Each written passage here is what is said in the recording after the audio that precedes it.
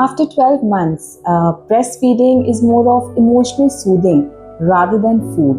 And that's why toddlers need it, especially at night. It's like their cozy blanket. For me, breastfeeding has been a beautiful journey. But even the beautiful journeys, they need an exit. And weaning off a toddler in itself was a big challenge. It's like trying to cancel your Netflix subscription and you think it's going to be easy, but then you are negotiating with the toddler, with a crying toddler, I would say, at the middle of the night.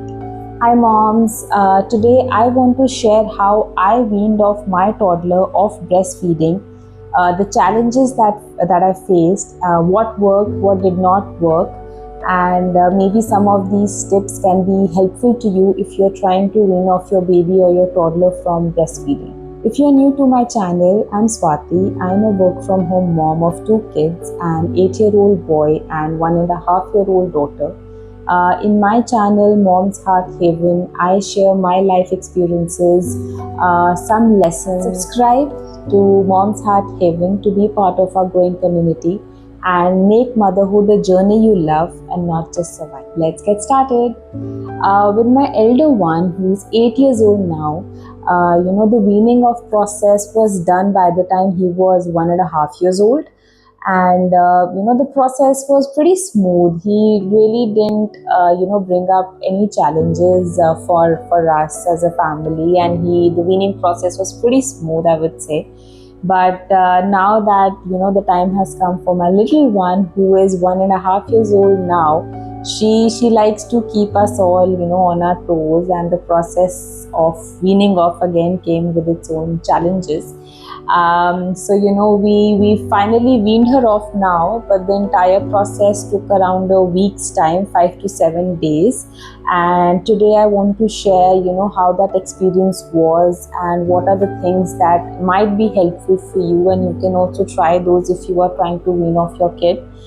And so with her for the last 5-6 months, I had reduced the breastfeeding to quite an extent that now for the last couple of months she was just taking night feeds, and that was more of soothing rather than filling her tummy. So during sleep time, after she had taken a bottle, she would demand for breastfeeding only to soothe her off, and so that she can fall asleep. And since we are not giving her pacifier, so kids do sometimes have that sensation or the need to soothe on something, and that is what breastfeeding was doing for her night sleep. But recently, when we started the process of weaning her off, of course the initial hiccups were there. And how we started off with the process was, and how the entire journey went, is what we're going to discuss today. For around 7 to 10 days, I started the practice of gently saying no whenever she was demanding, for breastfeeding when the time came at night to sleep. And sometimes I used distraction, sometimes I just gently said no, sometimes and also this is something I really wanted to share with all of you, that to highlight the importance of storytelling and counseling. So with her, like at our house, my elder one, like during night time, now that he's 8 years old now, he likes to read on his own whatever he wants to read before sleeping. Like getting the same habit with my younger one, so I always read something to her. So at this age, she's more interested in books which have a lot of illustrations, colorful pictures, expressions. So we do that with her. So even for this process of weaning her of breastfeeding, I thought, why not use this storytelling methodology to help her understand that yes, it's time for her to let go of breastfeeding. So sometimes the distraction technique works, sometimes gently saying no technique worked, and many a times what worked was that okay, Ahana, come, let me tell you a story. So there is one story which I have been consistent with, and it has a lot of characters which she's fond of, a lot of yummy things like ice creams, chocolates that she's fond of, and I've tried to weave a story around whatever she likes, and I've connected to the fact that now Ahana is a big girl, and now she's supposed to have milk from a bottle or from a glass, and not from mama anymore. Now she's a big girl, and I've just tried to weave in that line after every episode of the story. I just try and reiterate that every night to her, that Ahana is a big girl now, and then she went for an ice cream treat with her mom when she had a glass of milk, or when she had milk in the bottle. So the same story every day, every night before sleeping, and she's very fond of listening to that story, and that really, I think, helped her kind of understand. And surprising sometimes that kids at this age also they understand, and of course the means and ways in them understand can be different considering their age, but they do understand. And trying to tell here or communicate here is that storytelling can be immensely helpful, counseling can be immensely helpful. It's not necessary that you need to make this weaning of process of breastfeeding full of cries and guilt and hardships for your baby. It can be done in other methodologies as well. It's just about more about being consistent, I would say. And the entire shift, I would say, it happened in 5 to 6 days. I mean, I could actually see the results in the first second day itself, that she wasn't really insisting on breastfeeding. She was more interested in listening to what mama was saying. And of course, there were times when she was overwhelmed and she wanted breastfeeding because she could not fall asleep, and that is where other tips that I'm just going to share with you helped a lot. I'd like to mention here about my other channel, Tiny Tot Stories, which is entirely built on sharing little tips, life lessons, emotional journeys, parenting. So all of that I just try to weave in into small stories which parents can tell their younger ones, or if kids would want to hear it, maybe as a bedtime story or a moral story. So you can check it out if it adds value to your story time routine. I'll drop a link in the description below. So what to expect on a day 1 or a day 2 of when you're trying the weaning of process for your kid? Of course, there will be more clinginess, there will be nankiness, but please moms, do not worry. This phase is temporary, it is not permanent. Give your kids at least a few days for this patient. It's a big change for them. So you need to be calm, and you need to make them feel that you are there no matter what in the toughest days of their transition. Make them feel that you are there, cuddle them, soothe them, but just stay consistent. By day 5th or 6th, you will see a drastic shift, and toddlers sometimes, they would make a move faster than you think. And even before 5 days, I would say it is possible that your kid is ready enough to wean off.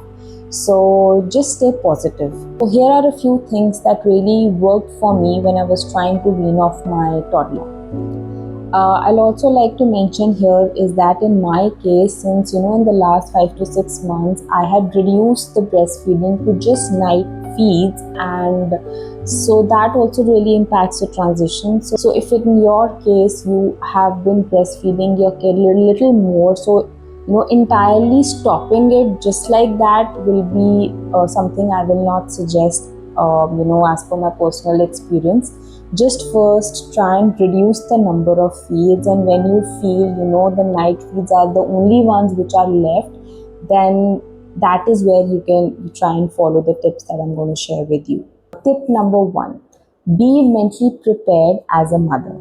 Understand that more than the toddler or your baby or your little one being prepared, it's you who needs to be more prepared that you are going to start off with the weaning process. There, like I mentioned earlier, there will of course be crankiness, there will be meltdowns, there will be excessive crying, where your mom's heart will melt and you would want to give in. And sometimes we as moms, we are so tired by the end of the day that we are not ready, or we do not have that strength to face or deal with those kind of behaviors of our kid, ready to deal with the excessive crying of your kid. And we as moms, we cannot see our little ones cry so much, so we just end up breastfeeding the kid, and that really dissolves the whole purpose. So we have to be mentally prepared that yes, from this day I am not going to breastfeed my kid at night. So even if there are tough nights, just remember that it's a big change, and don't slip back to the cycle out of exhaustion. Just stay mentally prepared. Tip number 2, get support from your partner. So this one's really huge. You cannot do it alone. I mean, of course, that's what happened in my case. I could not do it alone. Get support from your partner. So those first initial few nights when you're trying to bring that change of transitioning, you will need some support from your partner, or your, maybe your mom-in-law, your mom, your caregiver, because there would be challenging nights when your kid is really looking for soothing, really looking for breastfeeding, something that the kid has been doing for quite some time, and suddenly it stops. So of course, it's going to bring some amount of crankiness, cries, or confusion in the kid's mind. So your partner can come in here, play a big role, try and soothe, try and walk the baby, toddler, and maybe for a while take the baby away from you so that it can try and soothe them out. And this will really help in the transition. Tip number 3, keep the process calm. You don't want such a beautiful breastfeeding experience to end with stress, chaos, overwhelming nights, and try and create a soothing atmosphere, soft words, calm words, distraction, calmly saying no. Maybe tell a story. Like in my case, it really helped. Every day, even now, even every night, we read the same story. I tell her the same story. And there are a couple of other books that we read before sleeping. So try and bring in those positive changes in your kids' routine if you are already not doing it. Of course, this you need to also fill your baby with a lot of cuddles and love, and the transition will happen soon. 4, consistency is the key. So the first initial few days, of course, are going to be a little tough, but if you stay consistent, if you are firm that there's no looking back, you do not want to slip back to the cycle of trying again from square one, so it'll happen soon. And also kids thrive on a routine, and if some days you are breastfeeding your kid, and on other days, just because the toddler is or your baby is crying too much, you just give in and breastfeed the baby, so that will create a lot of confusion in their mind that what's happening. So they will associate with the excessive crying with mama giving me breastfeeding. So just try and be consistent with the approach that you are following, and kids really adapt more than you expect from them. They really adapt sooner than we expect them to, and soon it becomes normal. Soon the things that we feel that it's going to take a lot of time, the change sometimes happens like this. So here's the bonus tip or a hack. So for my little one, when I was trying to wean her off breastfeeding, so I used to keep a bottle of water and also a bottle of milk ready whenever I used to think that she's moving in her sleep or she's about to wake up. So first I used to try give her some water with the bottle, and sometime to wake up. So you just drink 1 or 2 sips of water, and she used to just fall back to sleep. But sometimes, of course, if that's not helping, I used to just give her the bottle I used to have ready, the bottle of milk, and I just used to give that to her. So whatever milk you are using, if it's formula or whatever it is that you are using for your toddlers as per the pediatrician's guidance. So I used to give her the bottle of milk, and with that she used to, if she was hungry, she used to have that, and she used to, I used to just burp her, and she used to fall back asleep. So at night sometimes, of course kids are smart, but also that they know that the transition is happening, so they generally give in to, like my daughter did. So she used to take a sip of water if she wasn't hungry, and she used to take a she used to have her bottle of milk if she was hungry, and then she used to fall back asleep. And so this happened maybe initially first 2 days, I would say. After every 3.5 hours she used to move a little, and I used to try this bottle of water technique first, and if that didn't work, I used to give her a bottle of milk. Generally that worked, but if both of them did not work, I or my husband, we used to just lift her, give her a few rounds of walk in the room, and put her back to the cot. So initial few days could be challenging, but if you and your partner are firm on it, and the transition will happen soon, just stay consistent, just stay positive, just stay calm, and give a lot of cuddles to your baby. Make them feel that you are there. It's a transition, it's a big change, but we are there for you, and we love you a lot, and babies feel that. So moms, that was about today's video. If you do resonate with my journey, drop a heart in the comments below and share your hacks for weaning, what you've tried or you are trying. It will be great to read those, and all of us moms can take cues from that as well. Don't forget to subscribe and click on the bell icon for notification on any new video that comes out. See you soon.